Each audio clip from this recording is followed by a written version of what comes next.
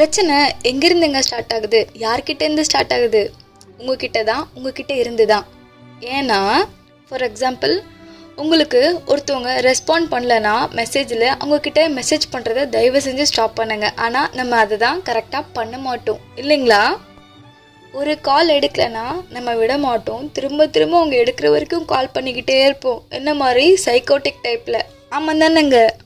ஒருத்தவங்க உங்களை மதிக்கலைன்னா அவங்கக்கிட்ட எதுக்காகவும் என்ன நடந்தாலும் அவங்க முன்னாடி ஹெல்ப் கேட்டோ அவங்கக்கிட்டேயும் நீங்கள் எதுக்கும் போய் நிற்கக்கூடாது. ஆனால் நம்ம எப்படி தெரியுமாங்க, அதை தான் கரெக்டாக பண்ணுவோம் இல்லைங்களா? தப்பான விஷயத்த கரெக்டாக பண்ணுவோம். அந்த மாதிரி இவ்வளோத்தையும் பண்ணிவிட்டு அவங்கக்கிட்ட நம்மளோட செல்ஃப் ரெஸ்பெக்ட் இல்லைன்னு சொல்லி ஃபீல் பண்ணுறதுல எந்த ஒரு யூஸும் இல்லைங்க. எங்கே தெரியுமாங்க கரெக்டாக இருந்திருக்கணும்? நம்ம மெசேஜ்க்கு ரிப்ளை பண்ணாதவங்கக்கிட்டேயும், நம்மளோட காலை அட்டென்ட் பண்ணாதவங்கக்கிட்டேயும், நம்மளை மதிக்காதவங்கக்கிட்டேயும், நம்ம எல்லாத்துக்கும் மேலே நம்ம செல்ஃப் ரெஸ்பெக்டை நம்ம விட்டுட்டு போகிறோம் பார்த்தீங்களா? அங்கே நடக்குதுங்க தப்பு. இத்தனைக்கும் காரணம் யாருங்க? அவங்க கிடையாது, நீங்கள் தான். ஃபஸ்ட்டு நீங்கள் உங்களை ரெஸ்பெக்ட் பண்ணுங்கள். அப்போ தான் உங்களை சுற்றி இருக்கவங்களும் உங்களை ரெஸ்பெக்ட் பண்ண ஸ்டார்ட் பண்ணுவாங்க. ஒரு விஷயத்தை ரிமெம்பர் பண்ணுங்கள், it all starts with you. புரியுதுங்களா? நம்ம பர்ஃபெக்ட் இல்லாமல் மற்றவங்கள ப்ளேம் பண்ணுறதுல என்னங்க இருக்குது? ஃபஸ்ட்டு நம்மளை சேஞ்ச் பண்ணிக்கலாம், அதுக்கப்புறம் நம்ம மற்றவங்கள சேஞ்ச் பண்ண ட்ரை பண்ணலாம். நீங்கள் உங்களுக்கான ரெஸ்பெக்டை கொடுங்க, அதுக்கப்புறம் மற்றவங்க கிட்டேருந்து எல்லாமே எதிர்பார்க்கலாம். சரிங்களா?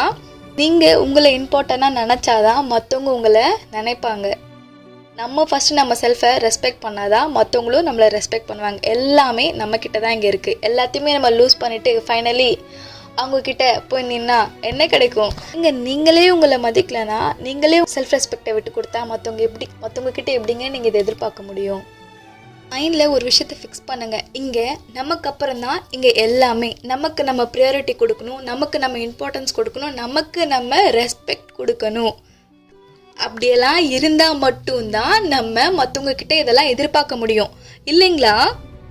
திரும்பவும் சொல்கிறேன், எல்லா தப்பையும் உங்கள் மேலே வச்சுட்டு நீங்கள் மற்றவங்கள ப்ளேம் பண்ணுறதுல நோ யூஸ். ஃபஸ்ட்டு நீங்கள் உங்களை சேஞ்ச் பண்ணிக்கோங்க. அப்படி முடியலன்னா மற்றவங்கள சேஞ்ச் பண்ணுறத ஃபஸ்ட்டு நிறுத்துங்க. நம்ம மேலே 1000 தப்பை வச்சுட்டு மற்றவங்கள குறை சொல்கிறதுல ஒரு யூஸ்மே கிடையாதுங்க. மற்றவங்கள பார்த்து விரல் நீட்டி பேசும்போது நம்மளை பார்த்த மாதிரி 3 விரல் நிற்குமா நீ ஒழுங்கான்னு கேட்குறதுக்கு? அதை தான் நான் திரும்பியும் சொல்கிறேன். கொஞ்சம் திங்க் பண்ணுங்கள். நெகட்டிவ் வேலை, பாசிட்டிவ் வேலை எல்லாமே நல்லது தான் நடக்கும். புரியுதுங்களா நான் சொல்கிறது? புரியலன்னா திரும்ப கேளுங்க, புரியும். எனக்காக இல்லை, உங்களுக்காக, உங்கள் நல்லதுக்காக.